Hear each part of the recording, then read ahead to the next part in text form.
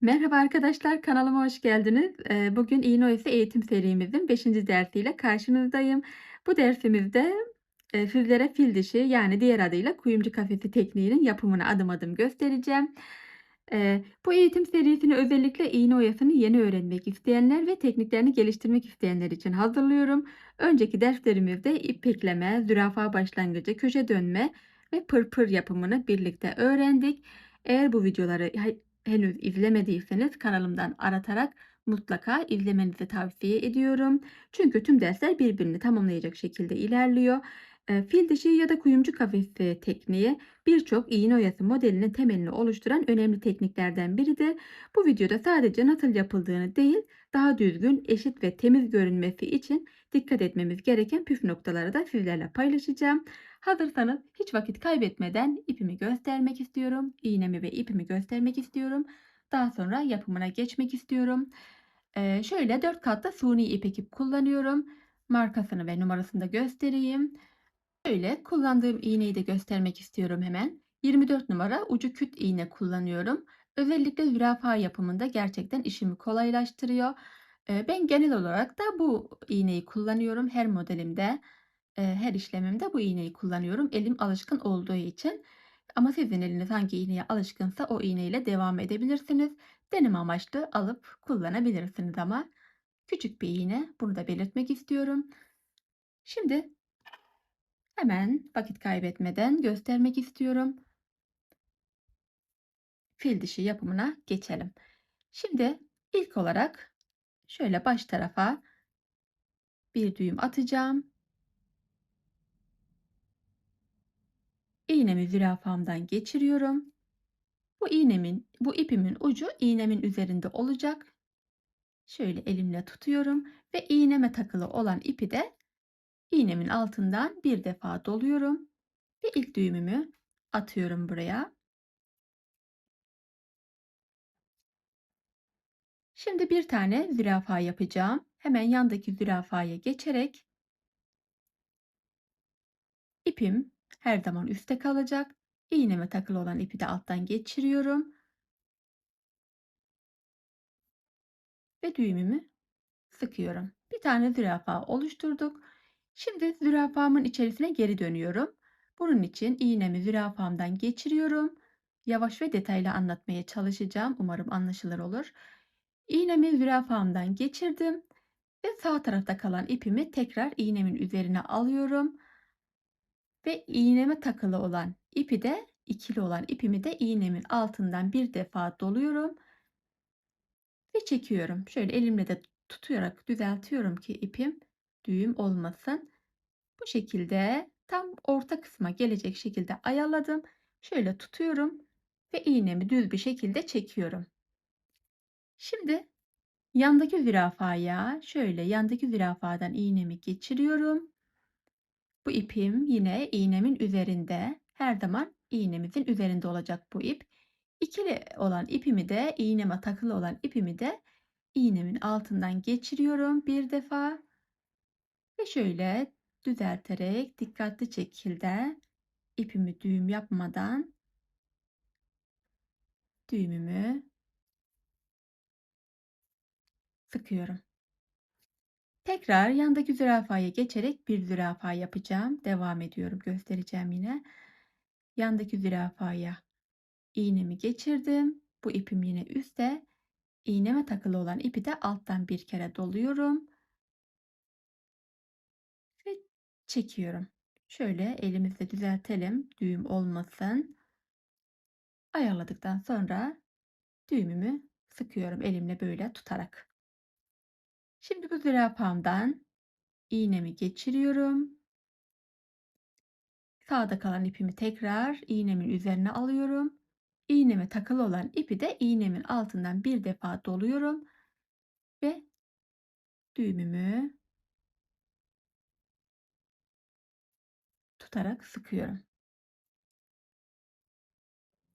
Şimdi yandaki zürafaya ipimi indiriyorum. Yandaki zürafadan iğnemi geçirdim. İpim iğnemin üzerinde. İğneme takılı olan ipi de alttan bir defa doluyorum ve Çekiyorum dikkatlice. Bakın bu şekilde fil dişi oluyor. Diğer adı da kuyumcu kafesi. Artık ne demek isterseniz fark etmez. İkisi de aynı şey. Şimdi devam ediyorum. Tekrar yandaki zürafadan iğnemi geçiriyorum. Bu ipim her zaman iğnemin üzerinde olacak. İğneme takılı olan ipi de iğnemin altından bir defa doluyorum. Ve dikkatli şekilde şöyle düzeltelim ki ipimiz düğüm olmasın. Çekiyorum ve düğümümü sıkıyorum. Şimdi yaptığım zürafanın içerisinden iğnemi geçiriyorum. Tağda kalan ipimi iğnemin üzerine alıyorum yine. Her türlü iğnemizin üzerine gelecek yani bu ip. İğneme takılı olan ipi de iğnemin altından bir defa doluyorum. Bakın böyle iğnemin altından bir defa doluyorum. Dikkatlice tutuyorum ve çekiyorum. Zürafamızın tam ortasına gelecek şekilde ayarlıyoruz. Şöyle dümdüz çekiyorum iğnemi ve tam ortaya geldi. Dimdik durması için düz çekmemiz gerekiyor ve tam zürafamızın ortasına gelmesi gerekiyor düğüm. Şimdi yandaki zürafaya geçiyorum. Yandaki zürafamdan iğnemi geçirdim yine. Bu ipim, tekli olan ipim iğnemin üzerinde. İğneme takılı olan ip de iğnemin altından bir defa doluyorum ve dikkatli şekilde çekiyorum. Şimdi elimle tutuyorum ve düğümümü sıkıyorum. Bu şekilde devam ediyoruz. Birazdan ikili fil dişini de göstereceğim. Küçük tepe göstereceğim yani. Biraz bunu devam etmek istiyorum.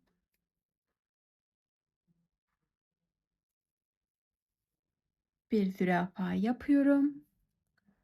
Zürafamın içerisine geri dönüyorum. Ve yandaki zürafaya ipimi indiriyorum. Anlamadığınız yerler olursa yorumlara mutlaka yazın. Elimden geldiğince yardımcı olmaya çalışırım. Aklınıza takılan ne olursa olsun her türlü soruyu sorabilirsiniz. Yorumları takip ediyorum. Elimden geldiğince yardımcı olmaya çalışıyorum.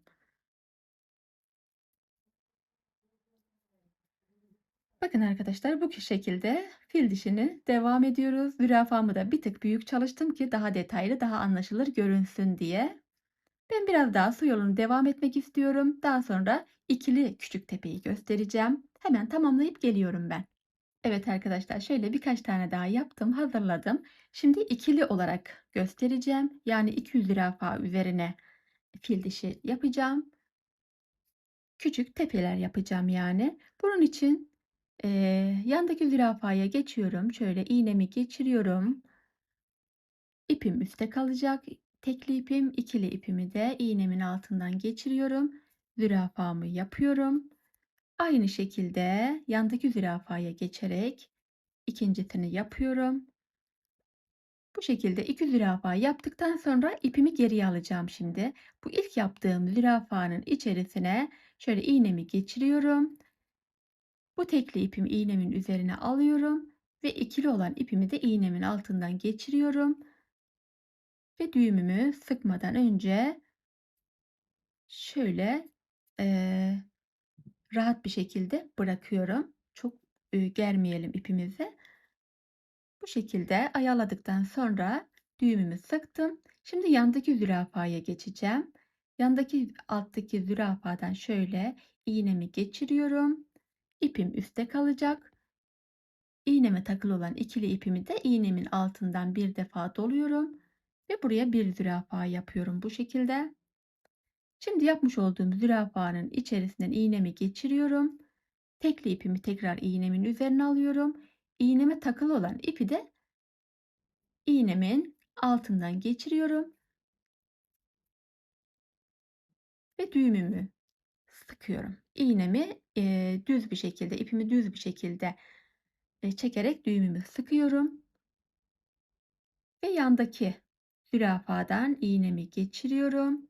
Bu ipimiz yine üstte kalıyor. İğneme takılı olan ipi de alttan bir defa doluyorum Ve ipimizi şöyle düz bir şekilde indirmiş olduk yandaki zürafaya. Böyle ikili küçük tepeler oluşturuyoruz. Şimdi tekrar ediyorum. Yandaki zürafadan iğnemi geçiriyorum. Bu ipimiz üstte kalacak. İğneme takılı olan ipi alttan bir defa doluyorum ve bir zürafa yapıyorum. Hemen yanına aynı şekilde bir zürafa daha yapıyorum ve baştaki zürafaya gelerek iğnemi geçiriyorum. Tekli ipimi iğnemin üzerine aldım. İğneme takılı olan ipi alttan bir defa doluyorum. Çok germeden rahat bir şekilde şöyle ayarlıyorum ve düğümümü düz bir şekilde çekiyorum. Şimdi yandaki zürafaya iğnemi geçirdim. Bu ipimiz yine üstte kalacak. İğneme takılı olan ipi de alttan bir defa doluyorum ve buraya bir zürafa oluşturuyorum. Bu şekilde yaptığım zürafanın içerisinden iğnemi geçiriyorum. Tekli ipimi iğnemin üzerinden, ikili ipimi de iğnemin altından geçiriyorum. Düğümümü şöyle ayarlıyorum, tutuyorum ve düz bir şekilde çekiyorum. Şimdi ipimi yandaki zürafama, iğnemi yandaki zürafadan geçiriyorum. Tekli ipim iğnemin üstünde, ikili olan ipimi tekrar alttan bir defa doluyorum ve düğümümü sıkıyorum. Düz bir şekilde ipimi indirmiş oluyorum bu şekilde. Umarım anlaşılır oluyordur. Dediğim gibi aklınıza takılan her ne olursa olsun yorumlara mutlaka belirtin. Elimden geldiğince yardımcı olmaya çalışırım. Daha önceki videolarımı da mutlaka izlemenizi tavsiye ediyorum. Eğitim serisi videolarıma zürafa başlangıcı, ip ekleme tekniği, köşe dönme tekniği ve pırpır yapımını detaylı şekilde gösterdim. Özellikle pırpır yapımını dönmemesi için, kıvrılmaması için dikkat etmemiz gereken detayları adım adım anlattım elimden geldiğince. Umarım videolarım sizler için faydalı olur. Eee, Bu şekilde yapıyoruz. İlk olarak tekli zürafa üzerine fil dişi çalıştık. Şimdi ikili zürafa üzerine fil dişi çalıştık. Küçük tepede diyebilirsiniz buna, ne derseniz artık. Bu şekilde devam ediyoruz. Ben biraz daha tamamlayıp hemen geliyorum. Evet arkadaşlar, bugün sizlerle fil dişi, diğer adıyla kuyumcu kafesi tekniğinin yapımını birlikte öğrendik. Umarım videom sizler için faydalı olmuştur. Şöyle yakından göstereyim. Muazzam oldu gerçekten. Sizler de dikkatlice izleyerek detaylı şekilde yapabilirsiniz. Eğer videoyu beğendiyseniz beğenmeyi, kanalıma abone olmayı ve bildirim zilini açmayı unutmayın. Böylece hazırladığım iğne oyası eğitim serisinin yeni derslerinden de ilk siz haberdar olabilirsiniz. Serimizin önceki derslerinde zürafa başlangıcı, ip ekleme, köşe dönme ve pırpır yapımını detaylı şekilde anlattım. Eğer henüz izlemediyseniz mutlaka izleyin. Tekrar tekrar söylüyorum. Bir sonraki dersimizde sinek kanadı yapmayı düşünüyorum. Bir sonraki dersimizde görüşmek üzere. Hoşça kalın.